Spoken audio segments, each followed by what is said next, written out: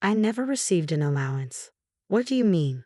This bombshell dropped during a conversation with my father-in-law one day. I couldn't believe something like this was happening behind my back. My name is Emma, and I'm 29. I've been living with my husband John since we got married 4 years ago. This particular incident occurred when I came home from work one day. My usually late arriving husband was already home. I sensed something was off just by looking at him. Cans of beer and highball drinks were scattered all over the floor, and his face was flushed red. "Whoa, John, what's going on?" I rushed over to him. "Enough, I can't take it anymore," he snapped. "What do you mean, you can't take what? And since when do you drink this much?" "That's my business, darn it." His words came out slurred and harsh. John complained about his company constantly, bad-mouthing his boss and colleagues. Something must have gone wrong at work. Trying to calm him down, I said, "It's been a tough day, huh? I'm making your favorite stew for dinner tonight. Let's eat together." Despite my upbeat attitude, his facial expression remained unchanged. In fact, he seemed even more irritated. My husband kept drinking, so I decided to speak up. "Hey, John, are you okay? You have work tomorrow. Maybe you should get some sleep," I suggested gently. He let out a big sigh. "I'm done, Emma. I'm not going to work tomorrow." "Not going to work? What's going on? Did you get into a fight with your boss?" I probed further. "No, I simply got fired," he muttered. "Fired? That's too abrupt." "Why? What happened?" I was taken aback. "Don't ask me. They just told me out of the blue. I don't know if it's poor management or cost-cutting, but honestly, I'm done with that place." "I feel relieved now," he said with a mix of resignation and bitterness. To be honest, I was anything but relieved. We could afford our current home because both of us were working. Expenses for groceries, bills, and even money sent to my father-in-law and mother-in-law. We relied on both incomes. Now, with John fired and seriously drunk, if he doesn't find a new job, we won't be able to continue supporting his parents. With that thought weighing heavily on my mind, I decided to contact my father-in-law when the time was right. The next morning, as expected, I found my husband asleep on the sofa, empty cans strewn everywhere indicating he had been drinking late into the night. After cleaning up the cans, I called my father-in-law. "Hello, is this father-in-law? Sorry for calling so early." "Oh, Emma, what's going on?" "Well, it's hard to say, but John was suddenly fired." "John got fired? Is this for real?" "Yes, he mentioned something about poor management and cutting personnel costs. It's sudden." As I explained the situation to my father-in-law, I felt terrible. After all, it was thanks to him and mother-in-law that my husband had his job. Ever since we got married, he was addicted to slot machines. In the beginning, I had no idea about his gambling habit and cheerfully saw him off to work each morning. I had always assumed he was genuinely working hard. But when I noticed a tobacco smell coming from my husband who never smokes, I instantly felt something was off. I confronted him right away. He defended himself, saying he started smoking due to stress. "No way, you used to hate smoking so much." My husband's behavior kept getting stranger by the day. The kind and gentle man he once was seemed to disappear, replaced by someone increasingly volatile.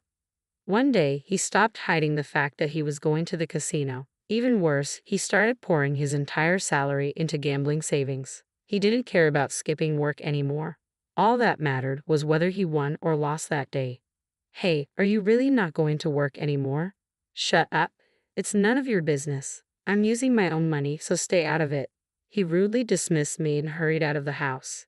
As always, he came home after losing all his money. When he hit rock bottom, he even asked me for money. "I'll double it and pay you back. Just lend me $300. I'm telling you tomorrow is going to be good."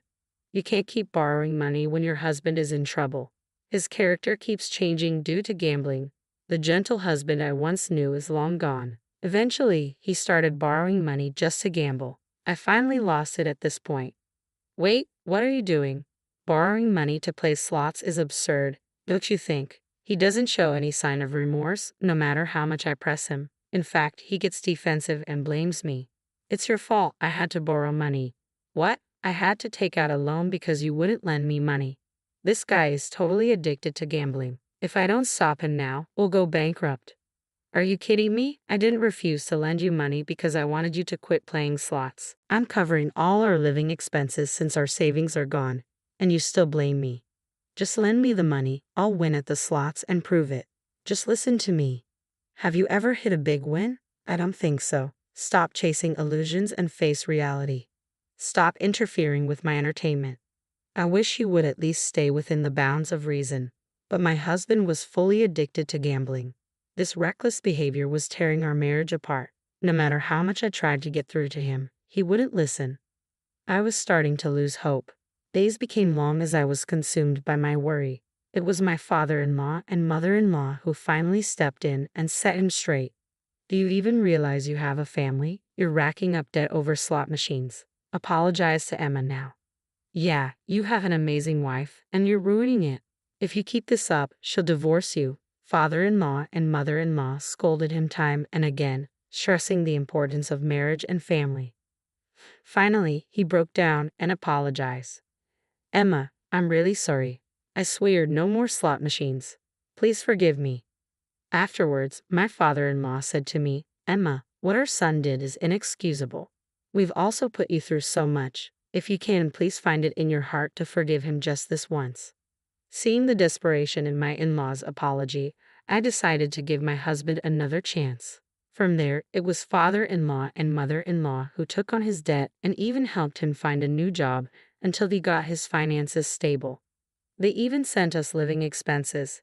It was thanks to father-in-law and mother-in-law that we could continue living as we had been. I was grateful from the bottom of my heart and sent them $500 every month to repay the favor.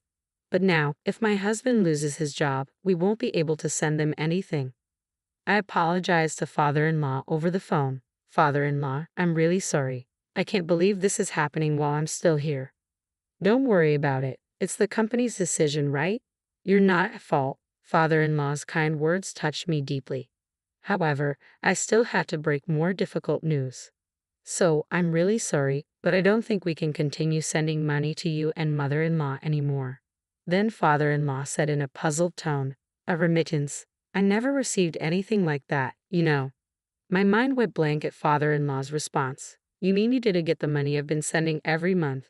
The $500 we've been doing it consistently, haven't we? What are you talking about? I just checked with my wife, and she doesn't know anything about it either. That couldn't be right. I had been scrimping and saving. Last month, I put $500 in an envelope and gave it to my husband. The idea that it never reached father-in-law and mother-in-law. Emma, what's going on here? I don't know myself, but it's true that I've been giving my husband spending money every month to pass on to you. Father-in-law spoke up again after hearing my desperate plea. Emma, can I come over tonight?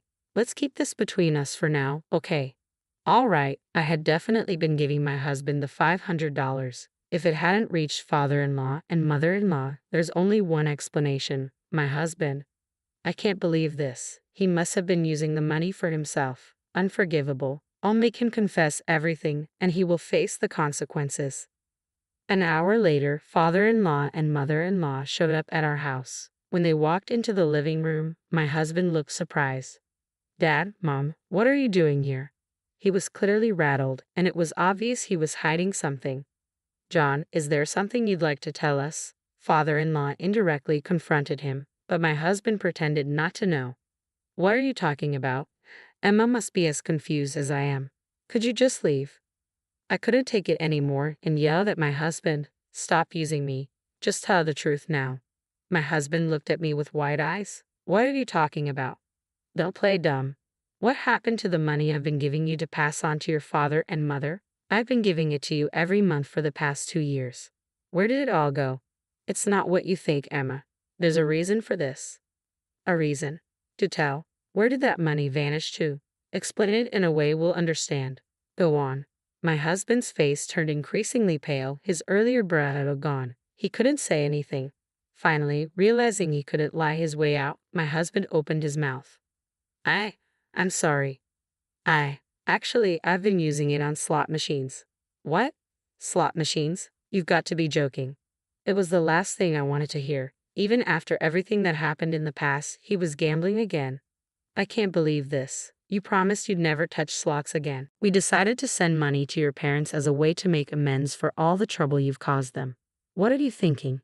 Tears spilled down my cheeks as I yelled at him. Was I the only one who thought we'd finally be able to give back to his parents?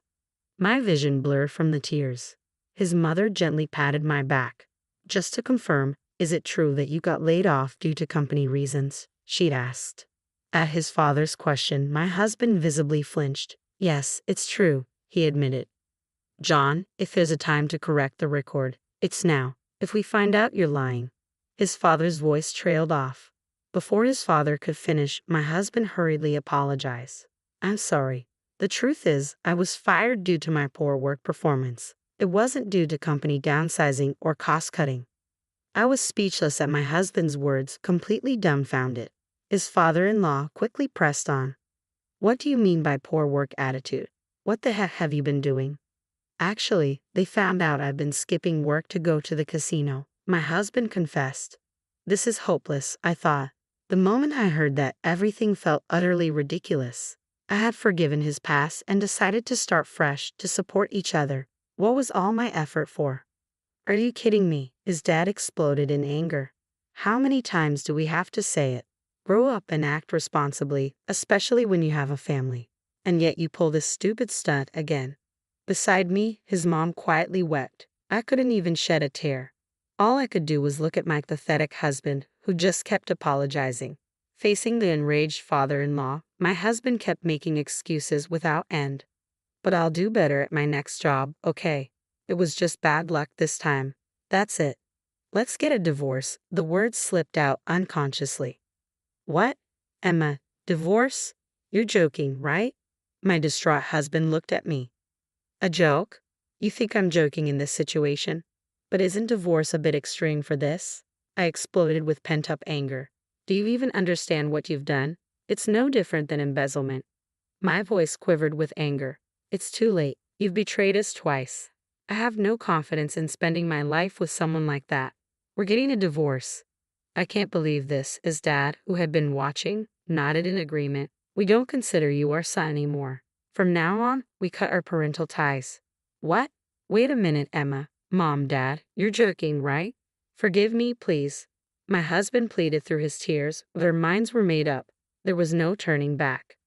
I had him fill out the divorce papers right there in front of his parents. Thank you for everything. Goodbye. With my packed bags and the divorce papers in hand, I left the apartment.